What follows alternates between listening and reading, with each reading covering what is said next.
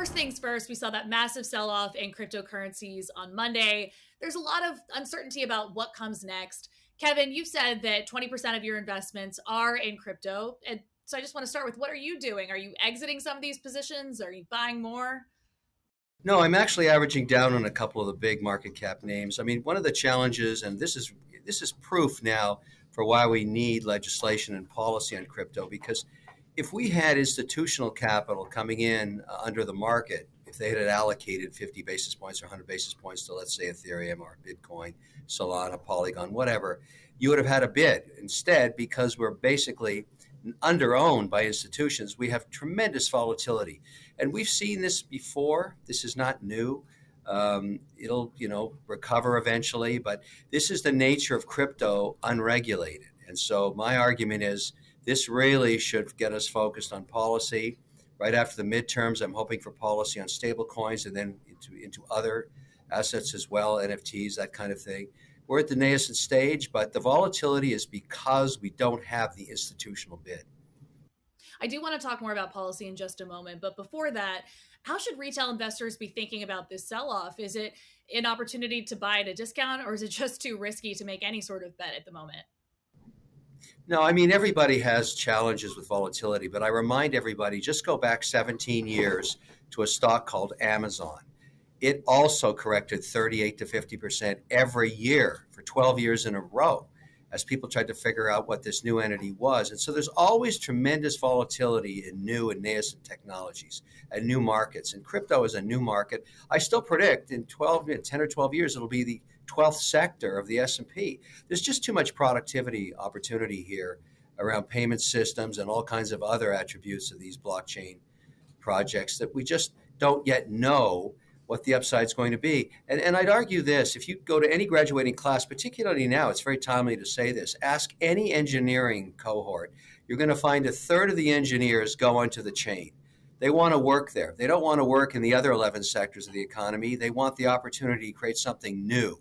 And that's why you've got so much intellectual capital going into this space. You know with certainty down the road that the next genius ideas are going to come from this.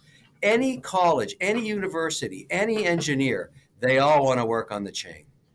Well, on that last point, let's talk about crypto-focused businesses for a moment. Coinbase this morning announcing that they're cutting 18% of their staff. Gemini had a similar announcement, as did Crypto.com. MicroStrategy is down 75% year to date. Are crypto companies uninvestable at this point?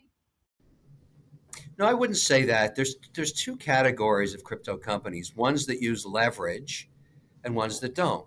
Now, when you have a very volatile asset and you have the fortitude, I'm going to use that word, to use leverage to enhance your returns, you also run the downside risk of what happens when there's a major correction, as is occurring right now. You can get caught offside pretty quickly. And so Celsius, that's a good example of that. And I don't want this to sound trite, but let me explain how bottoms are made in any market. I don't care if you're in equities or in debt or in crypto or in real estate. You always need a big player to go to zero. That always helps, whether it's long-term capital or whether it's one of these crypto infrastructure companies. I would like to see, and I don't want this to happen, but it always gives you a good bottom when you get a large player over-levered that goes to zero. And that always tends to be the beginning of the rebuilding process. So if you have to sacrifice someone who used too much leverage, and it's always leverage that does this, somebody's over-levered, positions are complicated, they're not transparent, they're not liquid, and they go to zero. Someone is out there on the brink of zero. That's okay. In fact, I'd argue that's a good thing when we get it. Now, do we get it this week? Do we get it next week? Someone's going to zero. I don't know who, but it'll be great for everybody else that survives because everybody will learn from that. And that's what I like about a washout, an event. And I think we're due for one in crypto land. And I don't know who it's going to be, but I guarantee you 100%, I've seen this movie before, you will learn later that somebody put on a heavily levered position, they got wiped out. And it's good. It's a good thing. So to that point, how are you navigating this crypto winter for the crypto businesses that you're involved in? I don't use leverage on crypto because I've seen volatility like this in the past. There are certain assets where I might put leverage on, but it won't be in crypto. I mean, when you see volatility of 50% on an 11-month basis, which we're seeing in Bitcoin, 60%, 20% days on Ethereum, you can't afford to put leverage on that. But, people will learn their lessons. This is a good thing in the sense that this generation of crypto investors has not gone through corrections like this and not gone through them with leverage. Now they're going to learn an important lesson. Everybody I know that has survived volatility has had a very important lesson or a date with leverage. And they didn't have a great dance that night, I must tell you. Are there any takeaways for retail investors who are looking to buy the dip and add to their portfolio? Any categories of cryptocurrencies they should be looking at? Anything that they should be wary of? I think right now, if you're, licking your wounds, go to the large cap projects. I mean, the Ethereum, Bitcoin, obviously, Polygon, Solana.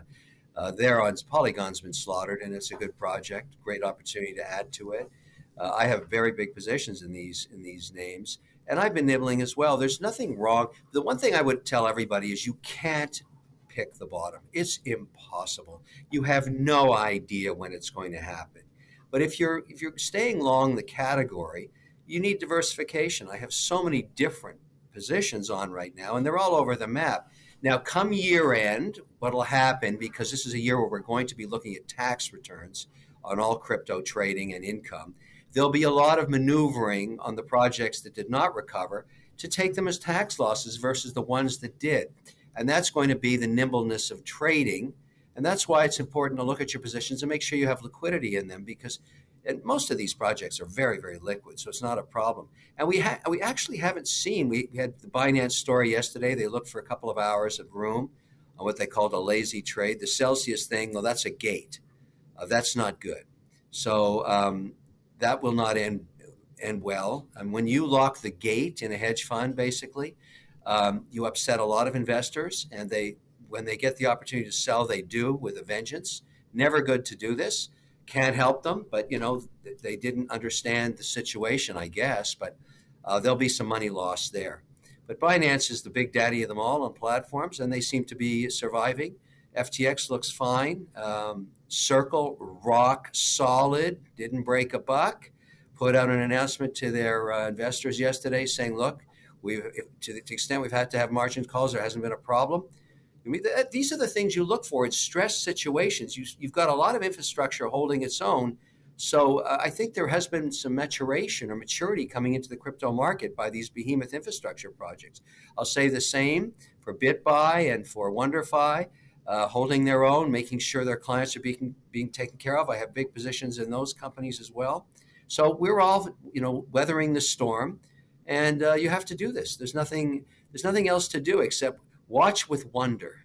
Now, you said that it's hard to call a bottom, but let's say we continue to see a sell-off. Is there the possibility that the crypto sector, dropping in value could hurt the U.S. economy ultimately, or is it just a degree of magnitude so irrelevant that it's not going to make much of a difference? Well, the great news about the crypto economy and even positions like Bitcoin or Ethereum, these are decentralized holdings. It's not just the American investor exposed here. Bitcoin is all around the world. And it's only 880 billion before the correction, which, as you rightly pointed out, is a big nothing burger. And so that's nothing. I mean, even all of crypto under 2 trillion is still nothing in financial services. So there's so much upside to this sector. When we do get policy, when we get institutional investors and sovereign wealth involved, then you'll start to see real assets. But, if Bitcoin went down another 20%, it wouldn't really matter because it's spread around everywhere. And most of the holdings are not institutional. For all the excitement about Bitcoin, no institutions own it yet. And that's the decision you have to make at a time like this when you're an investor. I mean, this is an opportunity to say to myself or anybody, look, if I believe in 3 years, 36 months, that there'll be policy on Bitcoin, do I want to own it after policy comes and all the institutions start buying it? Or do I want to take a chance and live with some volatility now and buy it here at 24 or 23 or 20,000, whatever it's going to go to? I don't know. But if you believe in Bitcoin, it's a buying opportunity, but you can't guarantee that you're catching the bottom. Nobody catches the bottom. It never works that way. So let's return to that question of policy. The crypto space is expecting to get some clarity, a lot of draft legislation circling in Washington. What are your thoughts on some of the bills that we're seeing put forward? Well, I've spent a lot of time on the Hill in the last 2 months. I've met with everybody that's brought a bill forward. Haggerty, Toomey, Lummis. I mean, there's a lot of interest in this. Here's what I think is going to happen. They're going to pick one thing. They're going to pick one thing and put policy on that. It's going to be stablecoin to start. And the policy there is going to be pretty clear. All the bills say the same thing. They want total transparency. They want an audit every 30 days. They want no duration more than 12 months on any asset holding up the coin. So that means T-bills on average are going to be 7-8 month duration and US dollars backing it. And that's the same kind of rule you're going to find in a Schwab money market or a Fidelity money market or any money market fund, with the benefit of all of these systems, once you put policy in place, having the ability to be a payment system. So I would love to see this happen. And the reason I think you'll get policymakers on both sides of the aisle is backing this one thing after the midterm elections is this guarantees making the US dollar the currency of default in perpetuity. Once you back the US dollar on a stable coin, everybody's going to want to use it. I'm not going to use the Chinese one. I'm not going to use the Swiss franc. I'd be worried about liquidity. I'm not going to use the euro. The euro's all over the map. I'm certainly not want nothing to do with Russia, and I'm not going to use the British pound. I want the US dollar to be a payment system that everybody else will accept around the world, like they do for commodities like oil. It's priced on the US dollar. So if we get stable coin policy, you talk to any policymaker about this, they get the joke in 2 seconds. It's so simple to understand this. Some of the issuers will become FDIC insured. They'll be like a bank. Others will say, no, I don't want to be FDIC insured, and we'll have a plethora of different offerings all around the same policy. So I can choose, maybe I'll put some money into the Fidelity one. I'm saying the same thing I do right now. I put dollars into the Oppenheimer money market. I put money into Schwab's money market. So the same thing will happen on stable coins.